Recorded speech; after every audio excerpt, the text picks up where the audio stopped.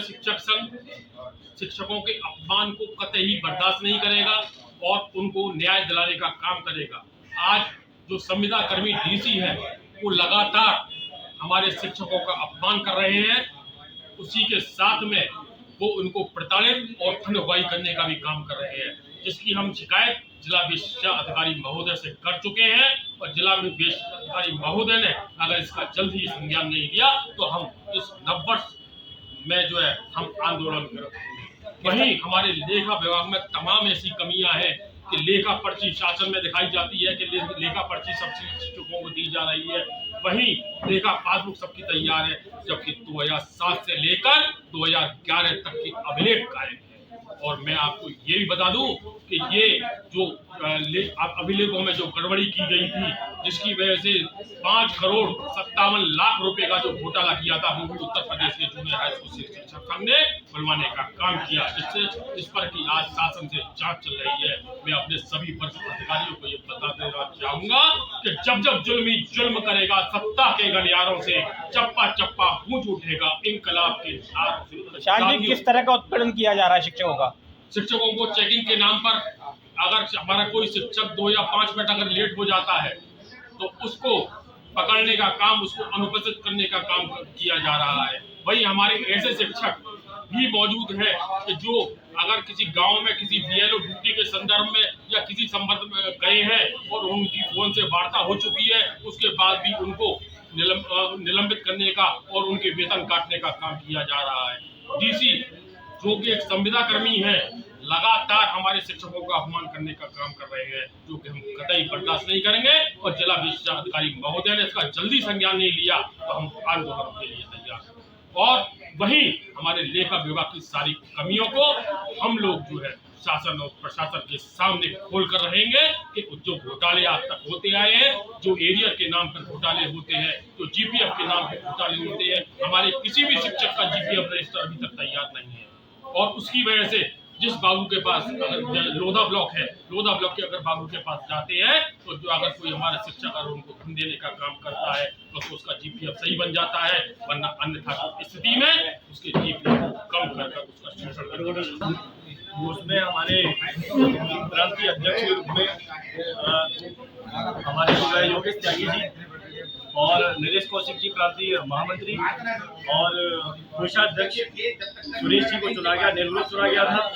और हम लोगों का चुनाव हुआ था, उसमें हम लोग भारी बहुमत से जीत कर आए वहाँ से। और हमारा उद्देश्य यह है कि शिक्षकों के हित में हम ज़्यादा से ज़्यादा अच्छा कार्य कर सकें, क्योंकि अलीगढ़ के शिक्षकों ने हमारे मान सम्मान के लिए इतना किया, तो हम उनके लिए बहुत अच्छे कार्य करेंगे। उनके पुरानी पेंशन की योजना जो थी, जो उनकी हमारी पुरानी राशि को छीन लिया गया है, उस पुरानी राशि को भी हम सरकार से छीन कर रहेंगे, अपने अधिकार को लेकर रहेंगे।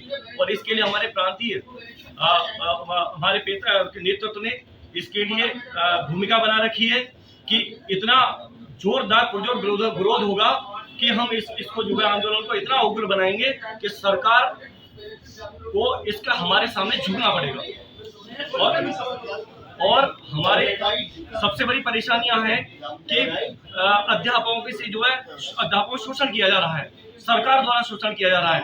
सरकार चाहती है फ्री में बिना किसी मोबाइल के, किसी डाटा के अध्यापकों से काम कराया जा रहा है, जबरदस्ती उनकी सेल्फी ली जा रही है, फोटो भिजवाए जा रहे हैं, जबकि ये उनके अधिकारों का हनन है। किसी भी 14 साल से कम बच्चे का फोटो नहीं खींच सकते, वहाँ ऑनलाइन फोटो मांगा जा रहा है।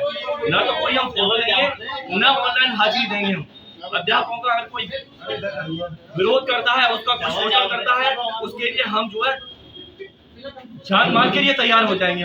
हमारा शोषण कदापि बर्दाश्त नहीं होगा हमें, क्योंकि हमारा शिक्षक एक बहुत ऐसा प्राणी है जो कुछ भी कहता है, कोई आदमी उसको चुपचाप सहन कर लेता है। समाज का हो चाहे जो है विभाग का हो, कोई भी कहता है उसको चुपचाप सुन लेता है। वो इतना शिक्षक भयभीत है इस समय कि सुबह जाता है इस कोहरे में, उसको दिखाई नहीं देता। वो सुबह अगर उसको 9 बजे बुलाया था तो वो 8:30 बजे पहुंच जाता है वहाँ के मेरी एब्सेंट न लग जाए। फिर भी बेचारा अगर कोई टायर पंचर हो जाता है तो इसी स्थिति में सदमे में आ जाता है कि अब मैं कैसे जाऊँ। कई अध्यापकों का एक्सीडेंट हो चुका है, जो बेचारे जो है परिवार ऐसे बिलक गए बेचारे उनको बेचारे को पानी देने की स्थिति पैदा हो गई, उनके लिए शमशान घाट में ले जाने के लिए तक परेशानियां पैदा हो गई है।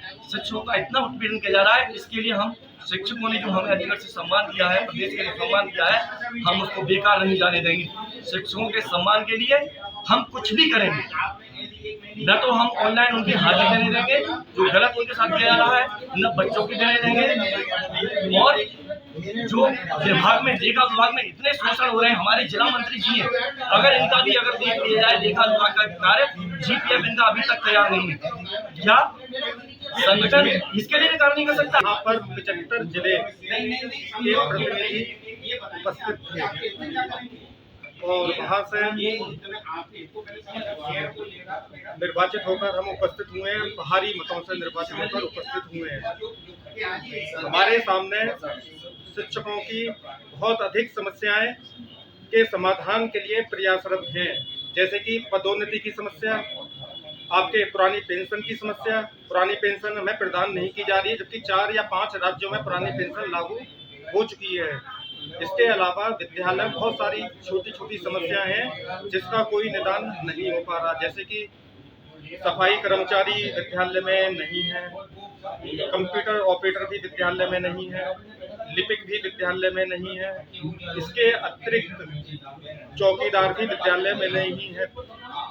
और इस समस्या के समाधान के लिए सरकार से हमने निरंतर प्रयास भी किया, लेकिन कोई भी समाधान नहीं हो पाया।